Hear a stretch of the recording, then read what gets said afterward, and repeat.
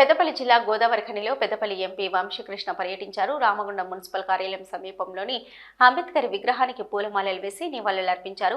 పార్లమెంటులో అంబేద్కర్ పై కేంద్ర మంత్రి అమిత్ షా చేసిన వ్యాఖ్యలను ఉపసంహరించుకోవాలని, దళిత బహుజనులకు అమిత్ షా క్షమాపణ చెప్పి రాజీనామా చేయాలని డిమాండ్ చేశారు. అన్ని రాజకీయ పార్టీలతో పాటు అంబేద్కర్ వాదులు అమిత్ షా వ్యాఖ్యలు ఖండించాలన్నారు. అలాగే ఆర్ఎస్ఎస్ ఆలోచన విధానాలతో బీజేపీ ప్రభుత్వం వ్యవహరిస్తుందని, ఎన్నికల సమయంలో 400 సీట్లు వస్తే రాజ్యాంగం మారుస్తామని ప్రకటించిన బీజేపీ కేవలం 240 సీట్లు వచ్చినా అదే తరహాలో ప్రయత్నం చేస్తుందన్నారు.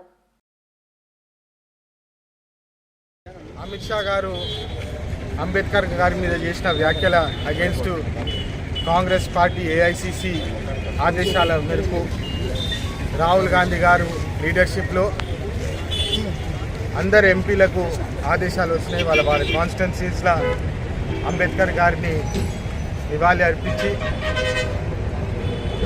అమిత్ షా గారు ఏదైతే చేసినారో వ్యాఖ్యలు దానికి వారు క్షమాపణ చెప్పి తక్షణమే రాజీనామా చేయాలని చెప్పి మా డిమాండ్ ఏదైతే ఉందో రాష్ట్రమంతా దేశమంతా మారుమోగాలని చెప్పి మేము కాన్స్టిట్యున్సీ మొత్తం తిరిగి అమిత్ షా గారు చేసిన వ్యాఖ్యలు ప్రజలకు తెలిసేలాగా చేసి దళితులకు బడుగు బలిగిన వర్గాలకు అమిత్ షా గారు వ్యాఖ్యలు ఎంత బాధ కలుగుతుందో అని చెప్పి చూసి అమిత్ షా గారు తక్షణమే క్షమాపణ చెప్పి